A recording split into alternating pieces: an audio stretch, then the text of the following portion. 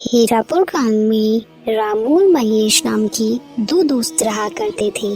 रामू बहुत ही मेहनती था, लेकिन महेश आलस करके अपने खेतों में काम किया करता था। अरे वाह रामू, मैंने सुना है इस साल तुम्हारी बहुत ही अच्छी फसल हुई है। हाँ काका, इस बार मेरी बहुत अच्छी फसल हुई है। फसल बेचने पर मुझे बहुत अच्छा मुनाफा होगा। बेटा, तुम्हारे खेत में कुल कितनी बोरी फसल हुई है? काका, 5 एकड़ जमीन पर कुल 150 बोरी हुई है। ठीक है काका, चलो अब मैं चलता हूँ, मुझे आज अनाज को बेचने के लिए जाना है। ऐसा कहकर रामू वहाँ से चला जाता है। तभी थोड़ी देर बाद महेश भी वहाँ से अपने खेतों की ओर जा रहा था।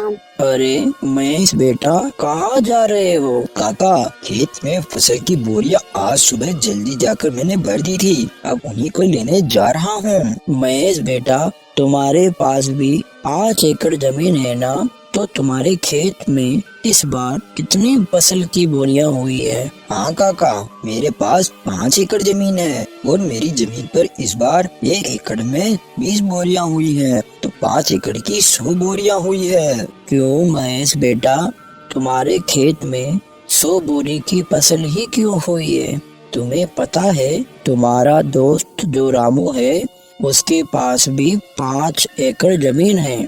उसकी जमीन पर 150 बोरियों का अनाज हुआ है, जबकि जहां तुम दोनों के खेत है उधर के इलाके की जमीन तो एक जैसी ही है। क्या कहा? मेरे दोस्त रामू के खेत में इस बार 150 बोरियां की फसल हुई है, लेकिन उसने तो मुझे बताया ही नहीं। ठीक है काका, चलो मैं चलता हूँ। फिर शाम को महेश अपनी फसल बेचकर अपने घर लौट जाता है। घर पहुंचकर महेश फसल के बारे में सारी बात अपनी पत्नी को बताता है। मुझे पता है आपको 50 बोरियों का नुकसान क्यों हुआ है, क्योंकि आप अपने दोस्त रामू की तरह मेहनत नहीं करते, इसलिए आपको 50 बोरियों का नुकसान हुआ है। क्योंकि आपका जब मन होता है आप जब भी खेत जाते हो, और अगर ऐसा ही रहा तो कैसे चलेगा? अरे तू बादीवान, इसमें मेरी भी क्या गलती है? मुझसे जितना होता है मैं वो सब कर लेता हूँ। अब मुझे तुम ही बताओ, मैं इसके अलावा क्या करूँ? आज आप अपनी जमीन को बेच दो और रामू के पास वाली जमीन को खरीद लो।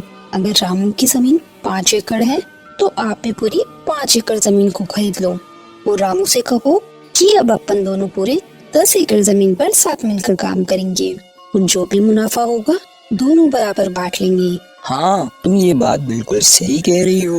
मैं कल ही रामू के पास जाकर इस बारे में बात करूँगा, और मुझे जहाँ तक पता है रामू मेरी इस बात को टालेगा नहीं।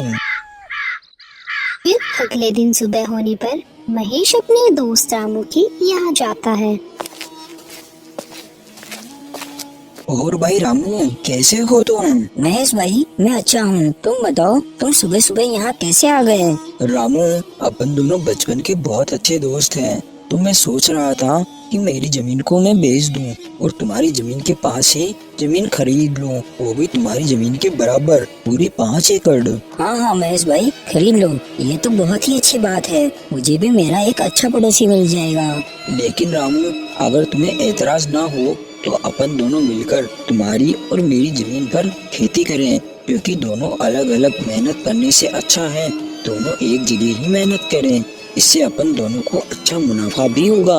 हाँ हाँ महेश भाई, मुझे इस बात से कोई एतराज नहीं है। चलो अपन सेठ मनीराम के यहाँ चलकर जमीन को खरीदने और बेचने की बात करते हैं, क्योंकि मेरे खेत के पास की जमीन सेठ मनीराम की है। फिर दोनों सेठ मनीराम के पास चले जाते हैं।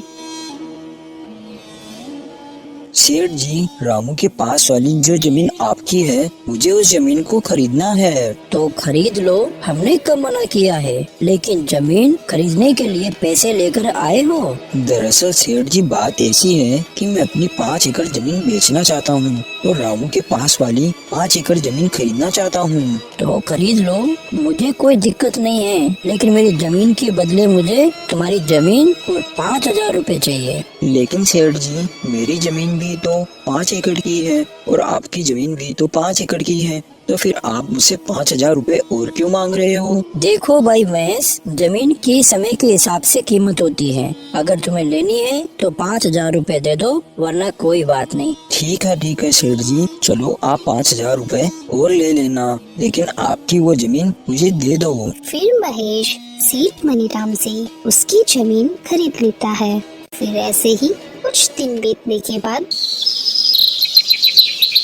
सुनो भाई महेश, हमें कल से खेतों में हल चलाना होगा, इसलिए कल सुबह तुम तैयार रहना खेत जाने के लिए। अरे यार, हल चलाने में तो बहुत मेहनत लगती है, बैल के साथ साथ पूरे खेत में चलना पड़ता है। मुझे इस काम से बचने के लिए कोई ना कोई बहाना तो बनाना ही पड़ेगा।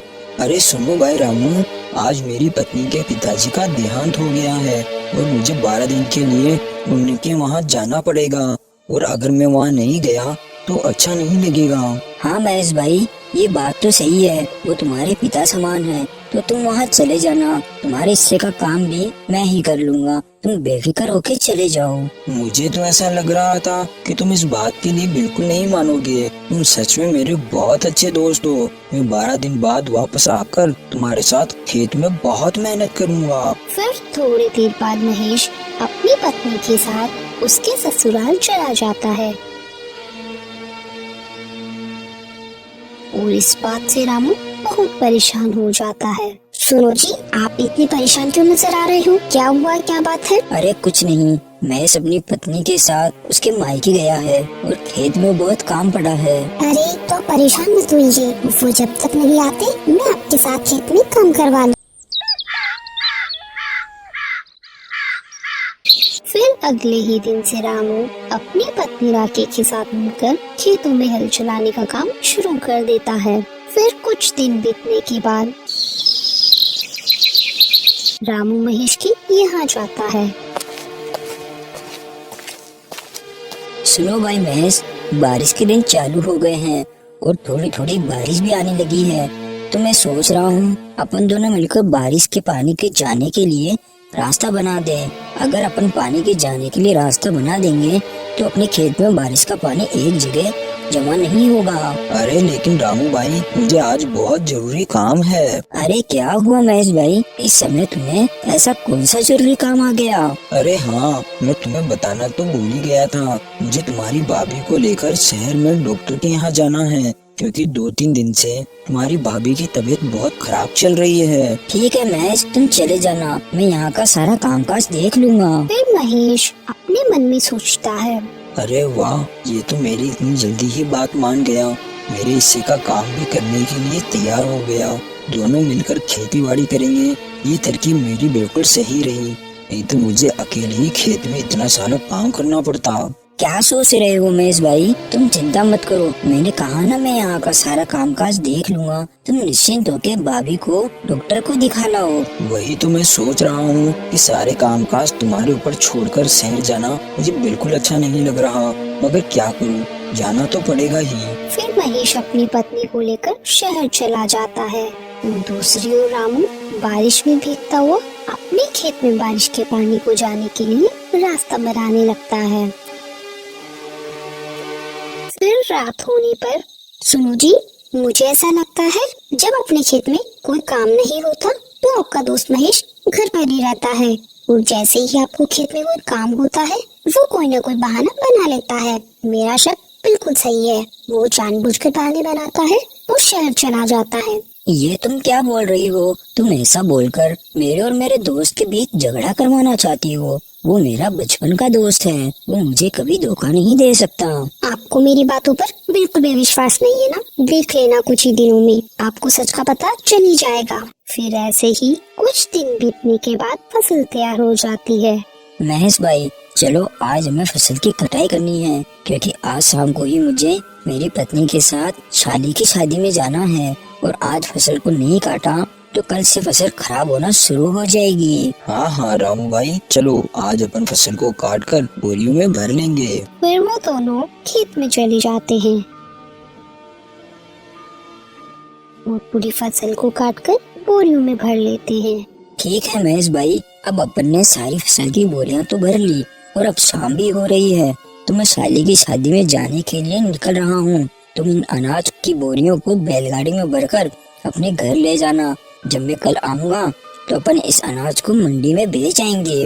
अरे भाई तुम चिंता मत करो, जब मुझे काम था तो सारा काम तुमने अकेले ही किया था, और अब तुम्हें काम है तो मैं सारा काम अकेले ही कर लूंगा। तुम इस बात की बिल्कुल भी चिंता मत करो, मैं इन बोरियों को बैलगाड़ी में भरकर घर ले जाऊंगा। फिर महेश सारी फसल को बैलगाड़ी में भरकर घर ले आता है। सारी फसल को यहाँ क्यों लेकर आए हो? मंडी में बेचकर क्यों नहीं आए? वो क्या है ना, रामू उसकी शादी में गया है और वो कल सुबह तक लौटेगा। उसके आने के बाद ही हम इन बोरियों को मंडी में बेच आएंगे। चलो ये तो अच्छा है कि सारी बोरियां आप यहाँ लेकर आए हो। मेरे पास एक तरकीब है। बताओ बताओ क्या तरकीब है, और यहाँ फसल को लाना क्यों सही है? देखिए, आपका दोस्त कल सुबह तक नहीं आने वाला, और इतने में अपन इन सारी बोरियों को अपने घर के पीछे वाले कमरे में रख दे तो सारी फसल का पैसा केवल अपना होगा। हाँ ये बात तो तुम बिल्कुल सही कह रही हो, लेकिन अपन रामू को क्या बोलेंगे कि सारी फसल कहाँ गई?